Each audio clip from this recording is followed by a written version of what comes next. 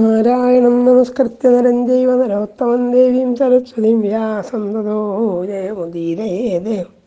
എല്ലാ ശ്രോതാക്കൾക്കും നമസ്കാരം. ഹരിവംശ പുരാണത്തിലെ ഹരിവംശപർവം എന്നതിൻ്റെ ഒന്നാം ഉപപർവത്തിൻ്റെ അവസാന ഭാഗത്താണ് നമ്മൾ എത്തി നിൽക്കുന്നത്. 49 വരെയുള്ള അധ്യായങ്ങൾ പറഞ്ഞു കഴിഞ്ഞു. 55 ഈ ഹരിവംശം എന്ന് പറയുന്ന ഉപപർവം സമാപിക്കും. നേരത്തെ പറഞ്ഞത് കൃതയുഗത്തിന് വൃത്രാസുരവധത്തിന് ശേഷം ദേവന്മാരും അസുരന്മാരും തമ്മിൽ അതിഭീകരമായ യുദ്ധം ഉണ്ടായതും അനേക അസുരന്മാർ കൊല്ലപ്പെട്ടതും അതിൽ പ്രമുഖനായിരുന്ന കാലനേമി എന്ന അസുരനെ വിഷ്ണു വധിച്ചതും നേരത്തെ പറഞ്ഞു കഴിഞ്ഞു. ദേവന്മാർ ആഹ്ലാദിതരായി യുദ്ധമൊക്കെ ജയിച്ച് സ്വന്തം സ്ഥലങ്ങളിലേക്ക് പോവുകയും ചെയ്തു. ഭഗവാൻ വിഷ്ണു ആകട്ടെ ആദ്യത്തിലെ ബ്രഹ്മസദനം ബ്രഹ്മാവിൻ്റെ സ്ഥലത്തേക്ക് പോയി. കുറച്ചു കാലം കഴിഞ്ഞപ്പോൾ ആ സദസ്സിലൊക്കെ ആയിട്ട് സംസാരിച്ചതിന് ശേഷം അദ്ദേഹം നാരായണാശ്രമത്തിലേക്ക് പോയി എന്നാണ് കഥ. ആയുധങ്ങളൊക്കെ ഉപേക്ഷിച്ചു. അല്ലെങ്കിൽ യുദ്ധമൊക്കെ തൽക്കാലം കഴിഞ്ഞോ. അതുകൊണ്ട് ആയുധങ്ങളൊക്കെ നാരായണാശ്രമത്തിൽ പോയി തൻ്റെ പേരാൽ പുകഴ്ന്നിടുന്നൊരു നാരായണാശ്രമം കയറുമ്പോൾ ഭഗവാൻ ആയുധങ്ങളൊക്കെ ഉപേക്ഷിച്ചു. യുദ്ധമൊക്കെ തൽക്കാലം സമാപിച്ചല്ലോ. അങ്ങനെ ആ നാരായണാശ്രമത്തിൽ വളരെ കാലം യോഗനിദ്രയിൽ ശയിച്ചു. അവിടെ കാറ്റില്ല, സൂര്യചന്ദ്രന്മാർക്കൊന്നും പ്രവേശമില്ല. അങ്ങനെ വിചിത്രമായ ലോകമാണ്. പ്രളയക്കാറുകളോടൊത്തു നക്ഷത്രാലയ സങ്കുലം സുരാസുരർക്ക് അപ്രദൃശ്യം കൂരിൽ ചുറ്റെടുന്നിടം എന്നൊക്കെയാണ് പറഞ്ഞത്. കൂരിലായിരുന്നു. സൂര്യചന്ദ്രന്മാർ പോയിക്കും അവിടെ കടക്കാൻ സാധിക്കില്ല. അങ്ങനെയുള്ള സ്ഥലത്ത്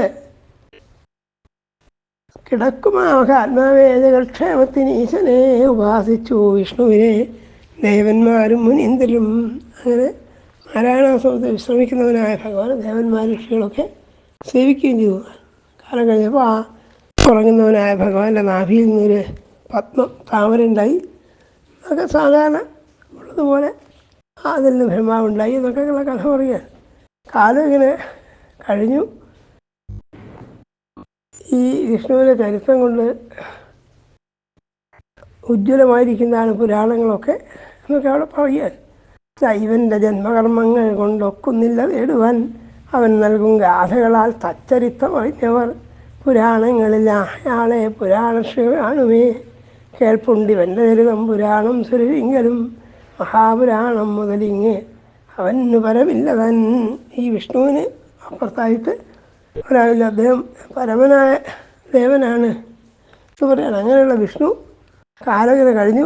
മഹാത്മാവാമവൻ വർഷസാഹസ്രം പള്ളി കൊള്ളവേ 1000 കൊല്ലം ഈ യോഗനിദ്രയിൽ കഴിഞ്ഞു എന്നാണ്. അപ്പോഴേക്ക് ഭൂമിയിൽ കൃതയുഗം കഴിഞ്ഞു, ത്രേതായുഗം അവസാനിച്ചു, ദ്വാപരത്തിൻ്റെ മധ്യമായി. ആ സമയത്ത് ഭൂമിയിലേക്ക് ചില പ്രയാസങ്ങളൊക്കെ ഉണ്ടായി. നേരത്തെ പറഞ്ഞതുപോലെ ഈ ദേവാസുര യുദ്ധത്തിൽ കൊല്ലപ്പെട്ട 1000കണക്കിന് ആളുകൾ ഭൂമിയിൽ ക്ഷത്രിയന്മാരായി പറന്നു. ഭൂരിപക്ഷം പേരും അസുരബുദ്ധിയോടൊത്തവരായിരുന്നു, അധർമ്മികളായിരുന്നു.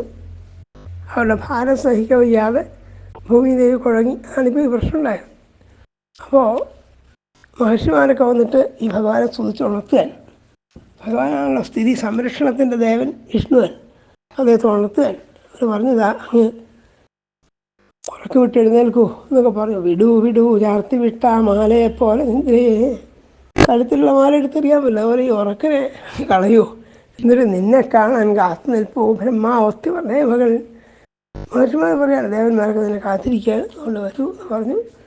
ഭഗവാൻ എന്ത് ചെയ്തു? ആ നിദ്രയിൽ നുണന്ന് എപ്പോഴും യോഗനിദ്രയിലാണ്. യോഗനിദ്രയിൽ നുണന്നിട്ട് ജലമൊക്കെ അടക്കിയിട്ടു കൂരിട്ടു പിളർന്നുളൻ ഇടന്നേറ്റു ഹൃഷികേശൻ ഫലം ശ്രീയാൽ ജനിപ്പവൻ ബ്രഹ്മാദി മാനവന്മാരെ ഒക്കെ കണ്ടിടാനവൻ. അപ്പോൾ അവരെ ഈ ബ്രഹ്മാദി ദേവന്മാരെ ഋഷികളൊക്കെ കണ്ടു. അവർ പറഞ്ഞു, അല്ലയോ ഭഗവൻ, ഒരു കാര്യത്തെക്കുറിച്ച് വിശദമായി ആലോചിക്കാനുള്ളത്. എല്ലാവരും ചേർന്നിട്ട് പ്രജാപതികളും ദേവന്മാരും ഋഷികളും ഒക്കെ കൂടി ചേർന്നിട്ട് മേരുപർവ്വതത്തിലെത്തി ഗംഭീരമായ ഒരു ആലോചനായോഗം ചേരാം. അവിടെ ആയിരിക്കും ഇതിനുള്ള സ്ഥല സൗകര്യം. ഞങ്ങൾ അവിടുത്തെ എന്ന് പറഞ്ഞു. അങ്ങനെ അവർ സ്വർണ്ണമയമായ പർവ്വതമാണ് മേരുപർവ്വതം എന്നാണ് സങ്കല്പം. ആ മേരുപർവ്വതത്തിലേക്ക് പോവാൻ അവിടത്തേക്ക് പോകാം. ബ്രഹ്മാവ് അപ്പോൾ ഭഗവാനോട് പറഞ്ഞു, വിഷ്ണു തെറ്റില്ലൊരു ഭയം സുരന്മാർക്ക് അസുരാന്തകാം. അപ്പോൾ ഭഗവാൻ ചോദിച്ചു, എന്താണ് പ്രശ്നം ഉണ്ടായത് എന്ന് ചോദിക്കാൻ. അപ്പോൾ ബ്രഹ്മാവ് പറഞ്ഞു, ദേവന്മാർക്ക് പ്രശ്നമൊന്നുമില്ല, ഭൂമിദേവിക്കാണ് പ്രശ്നം. അങ്ങ് കാക്കാൻ, അങ്ങ് സംരക്ഷകനായി ഉണ്ടായിരിക്കുക ഞങ്ങൾക്ക് എന്ത് പ്രയാസമാണുള്ളത്? അതുകൊണ്ട് ഞങ്ങൾക്ക് യഥാർത്ഥത്തിൽ നേരിട്ട് പ്രശ്നങ്ങളൊന്നുമില്ല. പക്ഷെ ഭൂമിദേവി ദുഷ്ടന്മാരുടെ ഭാരം കൊണ്ട് ആക്രാന്തയായി ക്ഷീണിച്ചിരിക്കുകയാണ്. അതുകൊണ്ട് അതിന് ഒരു പരിഹാരം ഉണ്ടാവണം. ഭൂമിക്കൊത്ത് തൃപ്തി നൽകുകയെ മർത്യർക്ക് ഭയങ്ങുവാൻ മുന്നോർക്കെഴും വൻപളയാൽ പീഡയേൽക്കുന്നു വാരിടം. പക്ഷെ ഇപ്പോൾ പ്രശ്നം ഇവിടെയാണ്. ഭൂമിയിൽ ഈ അസുരബുദ്ധികളായ ഈ രാജാക്കന്മാരിൽ നിന്നുള്ള നിരന്തരമായ യുദ്ധം കൊണ്ടൊക്കെ സംഘർഷഭരിതമാണ്. അവിടെ കോടിക്കണക്കിന് പുരം തോറും നിരവധി കോടി സംഖ്യബലത്തോടും നാടുതോറും ഗ്രാമമേറെ 100,000 ശരി ഒരാൾക്കും കോടിക്കണക്കിനുള്ള സൈന്യബലത്തോട് കൂടിയിട്ട് അഹങ്കരിച്ചിട്ട് ഇടയ്ക്കിടയ്ക്ക് യുദ്ധമൊക്കെ ഉണ്ടാവുകയാണ്. അപ്പോൾ അത് സ്വാഭാവികമായിട്ടും ഭൂമിയിലേക്ക് ക്ലേശമാണ്. അതുകൊണ്ട് അതിനെപ്പറ്റിയാണ് പരിഹാരം ഉണ്ടാക്കേണ്ടതെന്ന് പറഞ്ഞു. അങ്ങനെ അവരൊക്കെ കൂടിയിട്ട് ആ മേരുപർവ്വതത്തിലെ വലിയൊരു സഭ ചേർന്നു. അവിടെ വെച്ചിട്ട് ഭൂമിദേവി അവിടെ പ്രത്യക്ഷമായി. സ്ത്രീയുടെ രൂപത്തിലും പശുവിൻ്റെ രൂപത്തിലൊക്കെയാണ് ഭൂമിദേവി പലപ്പോഴും പ്രത്യക്ഷമാവുക. ഈ ചരാചരാത്മകമായ ഭൂമിയെ ഒരു ദേവതാസ്വരൂപമായി സങ്കല്പിച്ചിട്ട് പറയാൻ അവിടെ ഭൂമി വന്നു. അങ്ങനെ ആ ഭൂമിദേവിയുടെ വിസ്താരങ്ങളാണ് ഭൂമിദേവി ഭഗവാനോട് പറയുന്ന സംഗതികളൊക്കെയാണ് 52-ാം അധ്യായത്തിൽ. 50 ഉറങ്ങി എഴുന്നേറ്റു എന്നുള്ളത്, 51 ബ്രഹ്മാവിൻ്റെ വാക്യങ്ങൾ അവർ മേരുപർവ്വതത്തിൽ ചെന്ന് ഇന്ന് കാര്യാലോചന തുടങ്ങി എന്നുള്ളതാണ് 51 പറഞ്ഞത്. 52-ാം അധ്യായത്തിലാണ് ഭൂമിയുടെ നിവേദനം. ഭൂമി ഭഗവാന് മുമ്പാകെ ഹിമാലയന്മാരുടെയൊക്കെ മുമ്പാകെ ഭഗവാനോട് പറഞ്ഞു, ദേവ നീ താങ്ങിയിടേണ്ടോൾ ഞാൻ ലോകം നീ താങ്ങിടുന്നതാം ഭൂതങ്ങളെ താങ്ങുവോ നീ ഭരിപ്പോ ഭുവനങ്ങളെ. ഭഗവാൻ അങ്ങാണ് ലോകത്തൊക്കെ സംരക്ഷിച്ച് നിർത്തുന്ന ആൾ. പക്ഷെ എൻ്റെ കാര്യം ഇപ്പോൾ വലിയ വിഷമത്തിലായി. ഞാൻ ദേവനാരായണ ഭവാനല്ലോ ദൈവോയുഗം പ്രതി മഹാഭാരാവതരണം ജഗത്തിനു ഹിതത്തിനായി. അങ്ങനെയാണ് ഓരോരോ കാലത്തും എനിക്ക് വിഷമമുണ്ടാകുമ്പോൾ അത് തീർക്കാൻ വേണ്ടിയിട്ട്, ഭൂഭാരം തീർക്കാനായിട്ട് അവതരിക്കാറുണ്ടല്ലോ. ഇപ്പോൾ അങ്ങനത്തെ ഒരു സമയമായി എന്ന് പറയാൻ. നിൻ്റെ തേജസ് താനേറ്റു പാതാളം പോകുമെന്നെ നീ. അങ്ങനെ ഉള്ള ഞാനിപ്പോൾ താഴ്ന്നു പോവുകയാണ്. ഇങ്ങനെയാണ് ഒരു തോണിയിൽ വളരെയധികം ആൾക്കാരെ കയറ്റി കഴിഞ്ഞാൽ തോണി ഭാരം കൊണ്ട് വെള്ളത്തിൽ മുങ്ങിപ്പോകും. അതുപോലെയാണ് ഭൂമി എന്ന് പറയാൻ. ദുഷ്ടന്മാരായ രാജാക്കന്മാരുടെ ആധിക്യം കൊണ്ടാണ് എനിക്ക് വിഷമമുണ്ടായത്. അതുകൊണ്ട് ഞാൻ നിന്നെ അഭയം പ്രാപിക്കുകയാണ്. നീ എന്നെ രക്ഷിക്കാൻ ബാധ്യതപ്പെട്ട ആളുമാണ്. എന്നിട്ട് പഴയ ചില കഥകളൊക്കെ സർവജ്ഞനാണെങ്കിലും ഭഗവാനെ ഓർമ്മിപ്പിക്കാൻ. പണ്ട് ആ വിഷ്ണുവിൻ്റെ കർണമലങ്ങളിൽ നിന്ന്, ചെവിക്കായ എന്നൊക്കെ പറയില്ല, അങ്ങനെയുള്ള കർണമലങ്ങളിൽ നിന്ന് 2 അസുരന്മാരുണ്ടായി. അതിലൊരാൾ മാർദ്ദവമുള്ളവനാണ്, മറ്റവൻ കഠിനനാണ്. മാർദ്ദവമുള്ള ആൾക്ക് മധു എന്നും കഠിനനായിരിക്കുന്നവന് കൈടഭൻ എന്ന് പേരിട്ടു. അവരെന്ത് ചെയ്തു? ഗംഭീരമായി യുദ്ധം ചെയ്തു. ആദ്യത്തിൽ ബ്രഹ്മാവ് ഇവരെ കണ്ടപ്പോൾ ആ പാടെ ഭയന്നു പോയി. ബ്രഹ്മാവിന് യുദ്ധമൊന്നും അത്ര വശമുള്ളതല്ല. ബ്രഹ്മാവ് വിഷ്ണുവെ ശരണം പ്രാപിച്ചു. അവർ വിഷ്ണുവോട് യുദ്ധം ചെയ്തു. ഇത് ഈ കഥ പല പുരാണങ്ങളിലും കാണാം. ദേവീഭാഗത്തൊക്കെ രസമായിട്ട് വർണ്ണിച്ചിട്ടുണ്ട്. അങ്ങനെ 10,000-ഓളം കൊല്ലം യുദ്ധം ചെയ്തു എന്നും. ഈ കൊല്ലത്തിൻ്റെ കണക്കൊക്കെ അത്രയുള്ളൂ. പല ദിക്കിൽ പലതരത്തിൽ പറഞ്ഞിട്ടുണ്ട്. 1000-കണക്കിന് കൊല്ലം യുദ്ധം ചെയ്തു. അങ്ങനെ യുദ്ധം ചെയ്ത് കഴിഞ്ഞപ്പോൾ എന്ത് ചെയ്തു? അസംഖ്യം വർഷകാലത്തേക്ക് ആ യുദ്ധം ബഹളത്തിലായി. അന്ന് ആ യുദ്ധത്തിലസുര തളർന്നീരവരേതുമേ എന്നാണ് ഇവിടെ പറയുന്നത്. ദേവീഭാഗത്തിലൊക്കെ ഉള്ളത് കുറേ കാലം യുദ്ധം ചെയ്തു, 10,000 കൊല്ലത്തോളം യുദ്ധം ചെയ്തു. ഈ യുദ്ധം ചെയ്യുന്നത് 2 ആൾക്കല്ല, മധുവും കൈടഭനും. മധു യുദ്ധം ചെയ്യുമ്പോൾ മറ്റേ അസുരൻ വിശ്രമിക്കും, കൈടഭൻ വിശ്രമിക്കും. കൈടഭൻ യുദ്ധം ചെയ്യുമ്പോൾ മധു വിശ്രമിക്കും. ഈ ഭഗവാൻ വിഷ്ണുവായിട്ട് വിശ്രമവുമില്ല. വളരെ കാലം യുദ്ധം ചെയ്തു. അപ്പോൾ ഒരിക്കൽ നയജ്ഞനായിരിക്കുന്ന വിഷ്ണു ഈ അസുരന്മാരോട് പറഞ്ഞു, ഇത് ശരിയല്ല, നിങ്ങൾ 2 പേരുണ്ട്, ഞാൻ ഒറ്റയ്ക്കേ ഉള്ളൂ. നിങ്ങൾ ഇടയ്ക്കിടയ്ക്ക് വിശ്രമിക്കുന്നു, ക്ഷീണം തീർക്കുന്നു, ഞാൻ നിരന്തരം യുദ്ധം ചെയ്യേണ്ടി വരുന്നു. കാരണം ഒരാൾ വിശ്രമിക്കും, മറ്റേ എന്നോട് യുദ്ധത്തിന് വരും. അതുകൊണ്ട് ഇത് ശരിയല്ല, അതുകൊണ്ട് എനിക്കും വിശ്രമിക്കേണ്ടതെന്ന് പറഞ്ഞു. അത് വിശ്രമിക്കാൻ അവർ സമ്മതം കൊടുത്തു. അദ്ദേഹം ഈ വില്ലിൻ്റെ അറ്റത്തന്നെ തല വെച്ചിട്ട് കിടന്നു എന്ന് പറയാൻ വയ്യ, നിൽപ്പ് തന്നെ ഉറങ്ങി എന്നൊക്കെയുള്ള കഥയൊക്കെ ഉണ്ട്. അതൊന്നും ഇവിടെ പറഞ്ഞില്ല. അപ്പോൾ അവർ അസുരന്മാർക്ക് ഒരു പണിയില്ല, അവർക്ക് യുദ്ധം ചെയ്യാൻ ഉത്സുകരാണ്. അപ്പോൾ അവർ വീണ്ടും ബ്രഹ്മാവിനോട് യുദ്ധം ചെയ്തു. ബ്രഹ്മാവ് ഭയാക്രാന്തനായിട്ട് വിഷ്ണു ഉണർത്താൻ ശ്രമിച്ചു. ഇങ്ങനെ രസകരമായ കഥകളൊക്കെ ഉണ്ട്, ഒന്നുകൂടെ പറഞ്ഞില്ല. ഏതായാലും കാലം കുറേ കഴിഞ്ഞപ്പോൾ വിഷ്ണു പറഞ്ഞു, അല്ലയോ അസുരന്മാരെ, എന്തിനാണ് നമ്മളിങ്ങനെ യുദ്ധം ചെയ്യുന്നത്? ആയുസ് കളയാന്ന് മാത്രമേ ഉള്ളൂ. എന്ന് മാത്രമല്ല, ഈ ശരീരത്തിന് ക്ലേശം ഉണ്ടാക്കുന്ന യുദ്ധം അത്ര സുഖമുള്ളതല്ല. അതുകൊണ്ട് ഞാൻ നിങ്ങൾക്ക് വരം തരാം, യുദ്ധം അവസാനിപ്പിക്കാമെന്ന്. അപ്പോൾ അഹങ്കാരം കൊണ്ട് മതിക്കുന്ന ഈ അസുരന്മാർക്ക് അത് അത്ര സമ്മതമില്ല. അവർ പറയും, ഞങ്ങൾ ജയിച്ചുകൊണ്ടിരിക്കുകയാണ്, നീ തോൽക്കുന്നവനാണ്. ഈ തോൽക്കുന്നവനോട്, തോറ്റുകൊണ്ടിരിക്കുന്നവനോട് ആരെങ്കിലും വരം വാങ്ങുമോ? ഞങ്ങളാണ് വിജയികൾ, അതുകൊണ്ട് ഞങ്ങൾ നിനക്ക് വരം തരാമെന്ന് പറഞ്ഞു. വിഷ്ണു വല്ല നയതന്ത്രജ്ഞനായതുകൊണ്ട് അദ്ദേഹം ഒരു അഭിമാനിച്ചതായി തോന്നണ്ടേ. വിഷ്ണുവിന് വരം അങ്ങോട്ട് കൊടുക്കാമെന്ന് പറഞ്ഞപ്പോൾ ഞാൻ വേറൊരാളിൽ നിന്ന് വരം വാങ്ങില്ല എന്നും വിഷ്ണു പറഞ്ഞില്ല. വിഷ്ണു വളരെ സമർത്ഥമായിട്ട് പറഞ്ഞു, എന്നാൽ അങ്ങനെ ചെയ്യാമെന്ന് പറഞ്ഞു. അപ്പോൾ അവർ ചോദിച്ചു, എന്താണ് നിനക്ക് വരം വേണ്ടതെന്ന് ചോദിച്ചു. വിഷ്ണു വളരെ സമർത്ഥമായിട്ട് പറഞ്ഞു, എനിക്ക് നിങ്ങളെ കൊല്ലാൻ സാധിക്കണം, എൻ്റെ കൈകൊണ്ട് നിങ്ങൾക്ക് മരണം ഉണ്ടാവണം. ഇങ്ങനെ സമർത്ഥമായി അവരെ വഞ്ചിക്കാൻ വിഷ്ണു ചെയ്തത്. അതൊന്നും പക്ഷേ ഇവിടെ പറയുന്നില്ല. അപ്പോൾ അവരെന്ത് ചെയ്തു? അപ്പോൾ ഇതൊക്കെ ഒരു കഥേൻ്റെ താല്പര്യത്തിലുള്ള ഒരാളുടെ അഹങ്കാരം കൊണ്ട് തനിക്കുള്ള നാശത്തിൻ്റെ ഹേതുവൊക്കെ അവരിനുണ്ടാക്കി. അപ്പോൾ ഇങ്ങനെ വരം കൊടുത്തു കഴിഞ്ഞപ്പോൾ പിന്നെ വിഷ്ണുവിൻ്റെ കയ്യാൽ വധിക്കപ്പെടാൻ അവർ തയ്യാറായി. ഇനിയിപ്പോൾ എങ്ങനെയാണ് ഈ മരണം രക്ഷപ്പെടാമെന്ന് അവരാലോചിച്ചു. എല്ലാ ദിക്കിലും പ്രളയജലം കൊണ്ട് മുങ്ങിപ്പോയിരുന്ന ഭൂമിന്നാണ്. അപ്പോൾ അവർക്കൊരു സൂത്രം തോന്നി. അവർ പറഞ്ഞു, അല്ലയോ ഭഗവൻ, അങ്ങേ വെള്ളത്തിൽ വെച്ച് ഞങ്ങളെ കൊല്ലരുത്, കരയ്ക്ക് വെച്ചേ കൊല്ലാവുന്നു. എല്ലാ ദിക്കിലും വെള്ളമേ കാണാനുള്ളൂ, അപ്പോൾ അതുകൊണ്ട് ഞങ്ങൾ രക്ഷപ്പെടും അവർ വിചാരിച്ചു. പക്ഷെ ഭഗവാൻ എന്ത് ചെയ്തു? തൻ്റെ തുട തന്നെ വളരെ വലുതാക്കി ആ തുട കര പോലെ ആക്കിയിട്ട് ആ തുടേൻ്റെ മേലെ വെച്ചിട്ട് അസുരന്മാരെ കൊന്നു എന്നൊക്കെയാണ് കഥ. ഇവിടെ കുറച്ച് വ്യത്യാസമായിട്ടാണുള്ളത്. ഇവിടെ പറഞ്ഞ ആയുധത്താണ് ഇങ്ങനെ യുദ്ധം ചെയ്ത് കഴിഞ്ഞപ്പോൾ അവർ പ്രത്യേകിച്ച് ഉപാധികളൊന്നും ഇല്ലാതെ ഭഗവാൻ വിഷ്ണുവോട് പറഞ്ഞു, നീ ഞങ്ങളെ കൊന്നുള്ളൂ, നിൻ്റെ കയ്യാൽ വധിക്കപ്പെടും ഞങ്ങൾക്ക് ആദ്യമേ അറിയാം. പക്ഷെ ഞങ്ങൾക്ക് എന്തേ മോഹമുള്ളൂ, ഞങ്ങളെ വെള്ളത്തിൽ വെച്ച് കൊല്ലരുതെന്ന് ഇവിടെയും പറയുന്നുണ്ട്. അപ്പോൾ വിഷ്ണു അങ്ങനെ സമ്മതിച്ചു. നേരത്തെ പറഞ്ഞ പോലെ കൃത്യമായിട്ട് അവരെ കൊന്നു കഴിഞ്ഞപ്പോൾ അവരുടെ ശരീരം ചേർന്നിട്ട് അവരുടെ മേധസ് ഈ ജലത്തിൽ പൊങ്ങിക്കിടന്നു. ആ മേധസ് കൂടി ചേർന്നിട്ടാണ് ഭൂമി ഉണ്ടായതെന്നാണ് ഇവിടെ പറയുന്നത്. അതിനെ കൊണ്ടാണ് ഭൂമിക്ക് മേദിനി എന്ന് പേര് വന്നത്. ഇതൊക്കെയാണ് ഭൂമി ദേവി തൻ്റെ പഴയ ചരിത്രമൊക്കെ പറയുക. അങ്ങനെ ഭഗവാൻ അങ്ങയെ കൊണ്ട് തന്നെയാണ് എനിക്ക് ഈ ഗുണമൊക്കെ ഉണ്ടായത്, അങ്ങനെയുള്ള അങ്ങ് എന്നെ ഇപ്പോൾ രക്ഷിക്കണം. പണ്ട് പരശുരാമൻ ഭാർഗവനായ ഭൃഗവംശത്തിൽ ജനിച്ചവനായ ഭാർഗവരാമൻ വന്നിട്ട് എൻ്റെ ഭർത്താക്കന്മാരൊക്കെ വസിച്ചു. ഭൂഭർത്താവ് എന്ന് രാജാവിന് പര്യായമുണ്ട്, അതുകൊണ്ടാണ് ഭർത്താവ് എന്ന് പറഞ്ഞത്. അപ്പോൾ ഭൂമിയിലുള്ള രാജാക്കന്മാരൊക്കെ 21 വട്ടം ചുറ്റി സഞ്ചരിച്ച് ഭാർഗവരാമൻ വധിച്ചു. അപ്പോൾ ഞാനെന്ത് ചെയ്തു? അനാഥയായി, ഭർത്താവില്ലാണ്ടായല്ലോ. അങ്ങനെ ഇരിക്കുന്ന സമയത്ത് അവസാനം ഈ പരശുരാമൻ പശ്ചാത്താപയുഷനായിട്ട് ഇത്രയൊക്കെ രാജാക്കന്മാരെ കൊന്ന പാപം തീർക്കാനായിട്ട് ഭൂമിയുടെ ദാനം ചെയ്തു, കശ്യപന് ദാനം ചെയ്തു എന്നൊക്കെ കഥ പറയാം. അതിനുശേഷം ഇക്ഷ്വാകുക്കൾ എന്നെ ഭരിച്ചു. ആ ഇക്ഷ്വാകു വംശത്തിലാണ് സാക്ഷാൽ ശ്രീരാമൻ ജനിച്ചത്.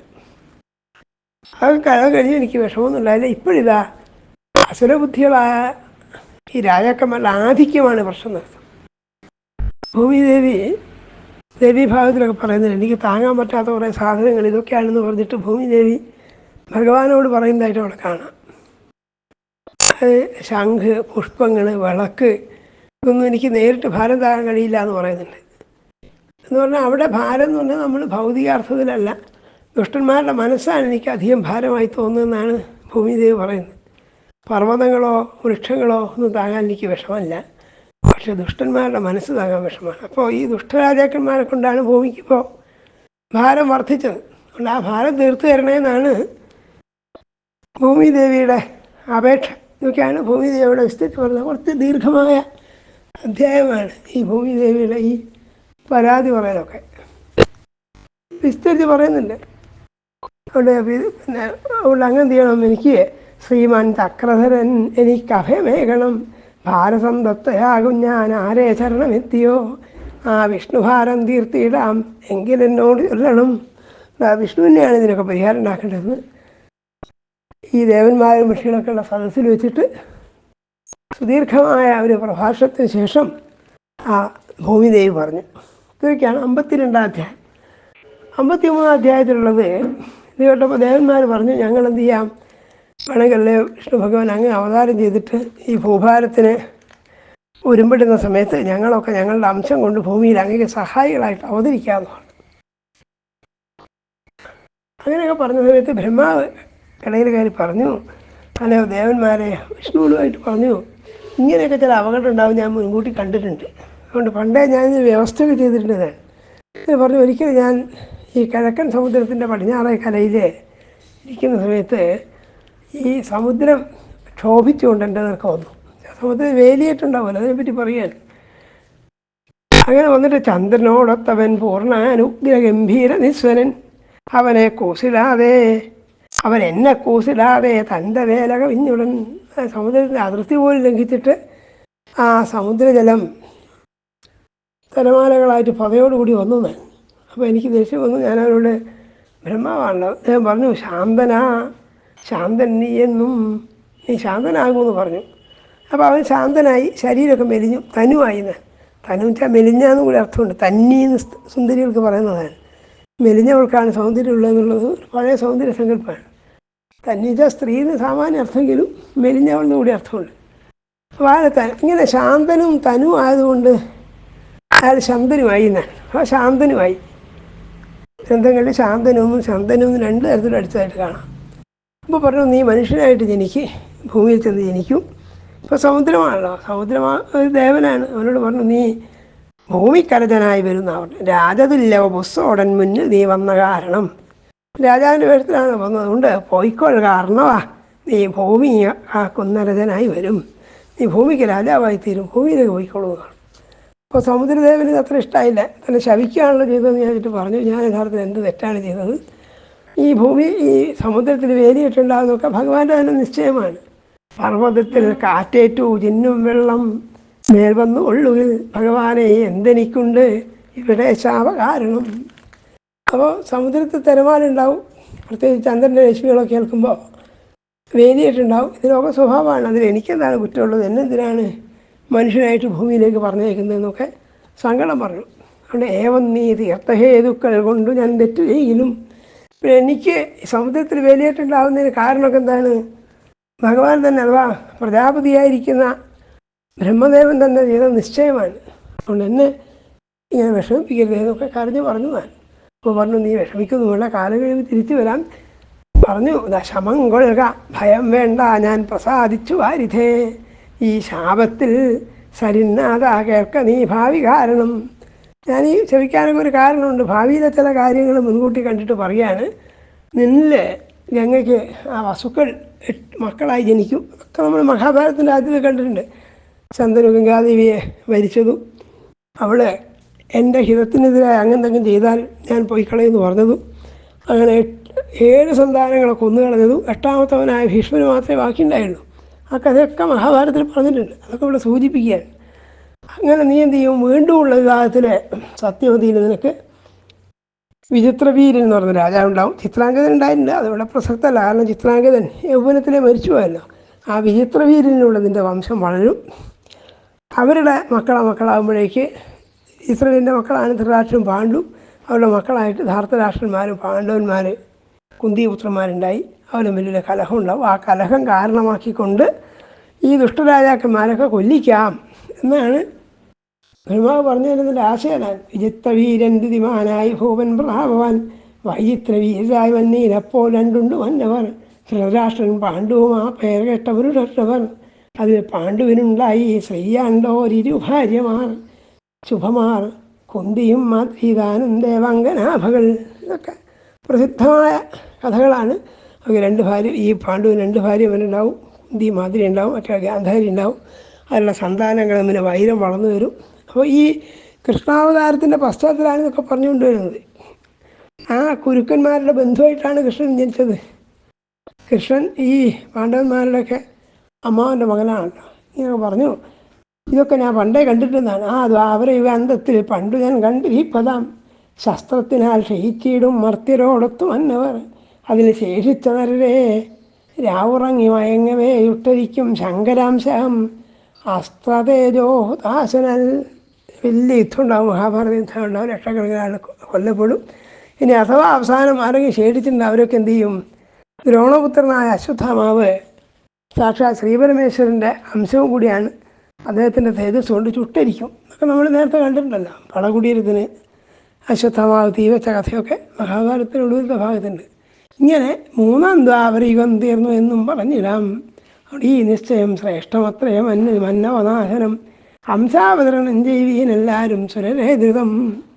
അതുകൊണ്ട് ഈ യുദ്ധത്തെ ത്വരിപ്പിക്കാനും യുദ്ധത്തിൽ പങ്കുവയ്ക്കാനൊക്കെ വേണ്ടിയിട്ടല്ലയോ ദേവന്മാരെ നിങ്ങളൊക്കെ നിങ്ങളുടെ അംശം കൊണ്ട് ഗന്ധർവ സ്ത്രീകളിലും മനുഷ്യ സ്ത്രീകളിലൊക്കെ പുത്രോത്പാദനം ചെയ്തിട്ട് അങ്ങനെയാണല്ലോ പലരെയും മഹാഭാരതത്തിൽ നോക്കി കഴിഞ്ഞാൽ അവരൊക്കെ ദേവാംശ സംഭൂതന്മാരാന്ന് കാണാം. പാണ്ഡവന്മാരൊക്കെ ദേവന്മാരുടെ അംശങ്ങളായിട്ടാണ് ജനിച്ചത്. കാരണം സൂര്യൻ്റെ പുത്രനായിരുന്നു. ഇങ്ങനെ പലരും കരിയുടെ അവതാരമായിട്ടാണ് ദുര്യോധനുണ്ടായത്. ഇങ്ങനെ പറഞ്ഞിട്ടുണ്ടല്ലോ കാലനേമിയുടെ ഒരു പുനർജന്മമായിരുന്നു കംസൻ. ആ കഥയൊക്കെ പറഞ്ഞിട്ട് ആ വിശദമായൊരു പശ്ചാത്തലം ഒരുക്കുകയാണ് ഈ ഭാഗം കൊണ്ട് ചെയ്യുന്നത്. അവിടെ ഇങ്ങനെയൊക്കെ ചെയ്യാമെന്ന് പറഞ്ഞു. അവിടെ നീ പരിഭ്രമിക്കണ്ട, ഈ ഭൂമി നിജയോനിക്ക് പൊയ്ക്കോട്ടെ യോഗധാരിണി. സദസ്സിൽ വെച്ചിട്ട് വിഷ്ണുവിൻ്റെ മുമ്പാകെ ബ്രഹ്മാവ് പറഞ്ഞു. അതുകൊണ്ട് ഈ വലിയ യുദ്ധത്തിൽ ആയിരം ആളുകൾ കൊല്ലപ്പെടും, ഭൂമിയുടെ ഭാരമൊക്കെ തീരും. അതുകൊണ്ട് ഭൂമിദേവിയോട് പറഞ്ഞു നീ ക്ലേശിക്കണ്ടല്ലോ, പൊയ്ക്കുള്ളൂ, സ്വന്തം സ്ഥാനത്തേക്ക് പൊയ്ക്കുള്ളൂ എന്ന് ഭൂമിയെ പറഞ്ഞേച്ചു. അപ്പോൾ അവൾ പോയ ശേഷം കേട്ടിട്ട് അവൾ വന്ന വഴിക്ക് പോയി എന്നാണ്. ഗന്ധർവാപ്സര സ്ത്രീകൾ രുദ്രാദി അശ്വിമാരെയും പിന്നെ അംശം ജനിപ്പിച്ചു മഞ്ഞൾ ദേവകളൊക്കെയും നിന്നോട് അംശാവതരണം മുന്നേ ഞാൻ ചൊന്ന വണ്ണമേ എന്നൊക്കെ വൈശംപാരൻ പിന്നീട് പറയുകയാണ്. വൈശംപാരൻ ജനമേജയോട് പറയാണല്ലോ.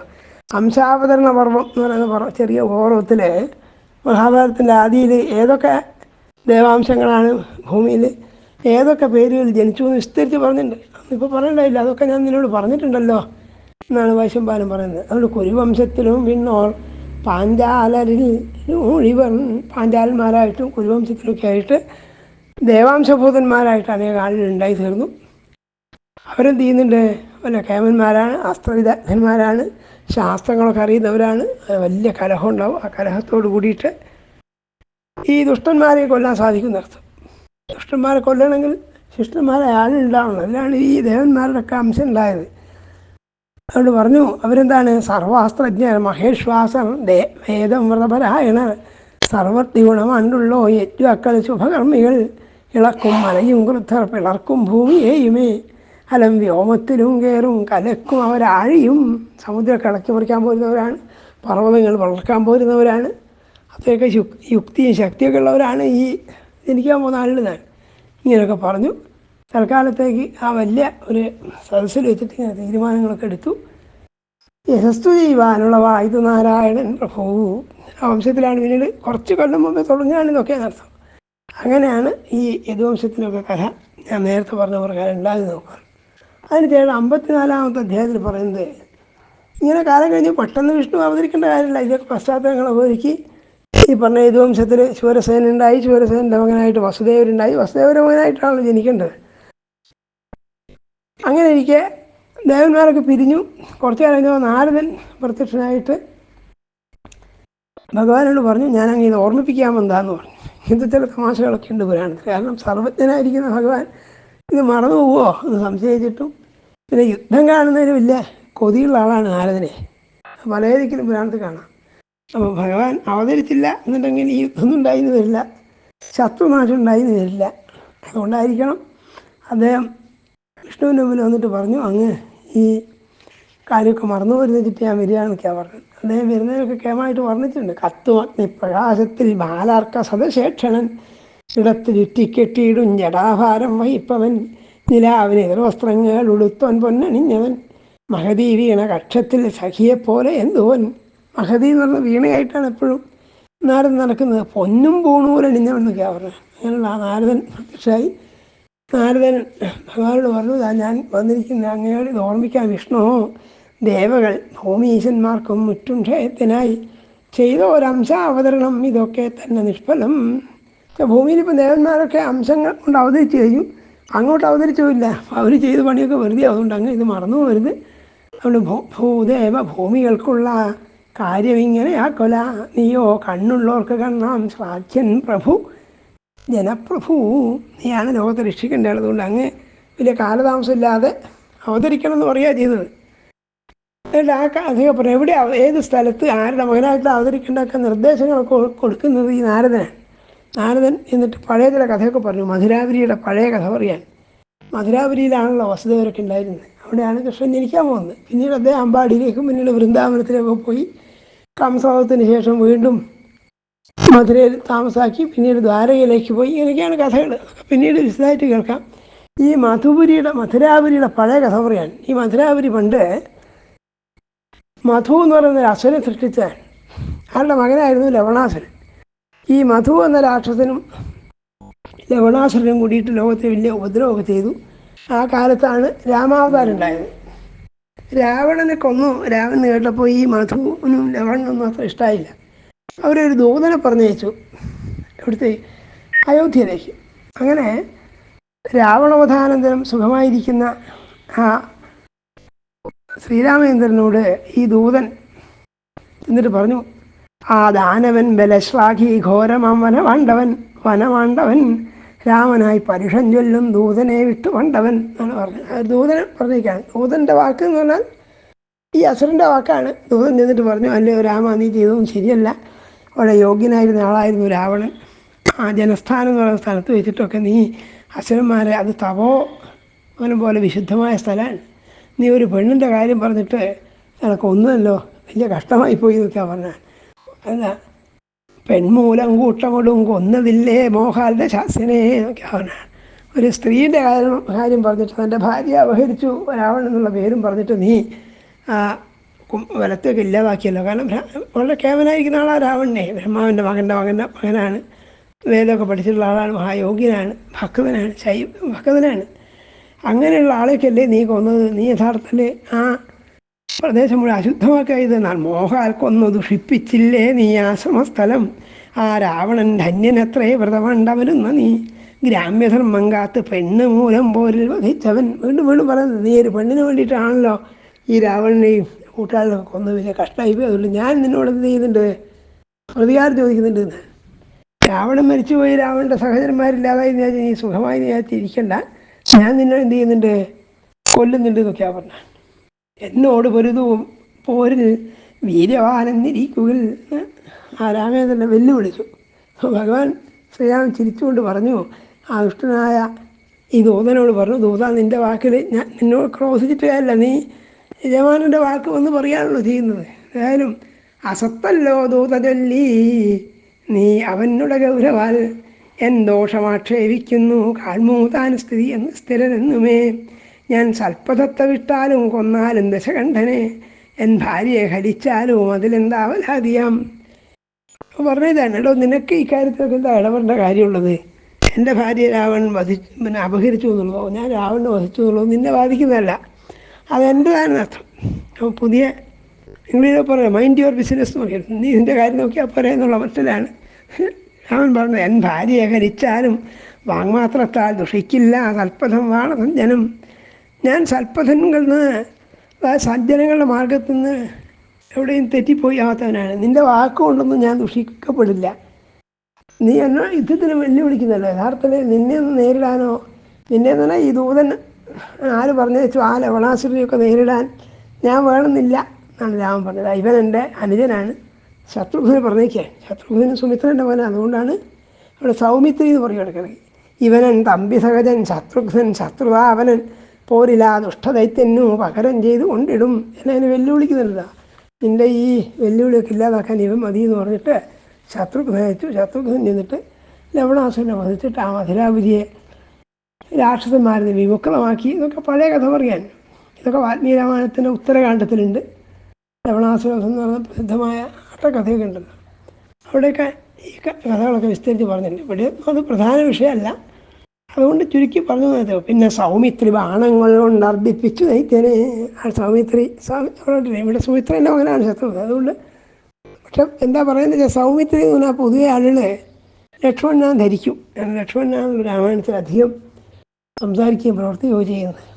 ശത്രുഘ്നൻ ചെയ്ത കാര്യമായൊരു കാര്യം ഈ ലവണാസുര വധമാണ്. ഏതായാലും ഇദ്ദേഹം ചെയ്തു, തോട്ടി കൊണ്ട് ഈ ലവണാസുരൻ ശത്രുഘ്നെ കഴുത്തിൽ കുടുക്കിട്ടിട്ട് കൊല്ലാൻ നോക്കിയതാണ്.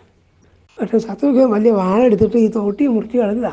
ആ തോട്ടിയും മുറിച്ചിട്ട് രാവണൻ്റെ ശിരസ്സുവേ ആ ദേഹത്ത് പുരിക്കുള്ള നന്മയ്ക്കായി ബഹുധാർമ്മികൻ അങ്ങ് ആ മധുവനസ്ഥാനെ മധുരാപുരി ഇങ്ങനെ ആ മധുവനത്തിൻ്റെ അടുത്ത് മധുരാപുരി എന്ന് പറഞ്ഞ നഗരമൊക്കെ കെട്ടിപ്പടുത്തു.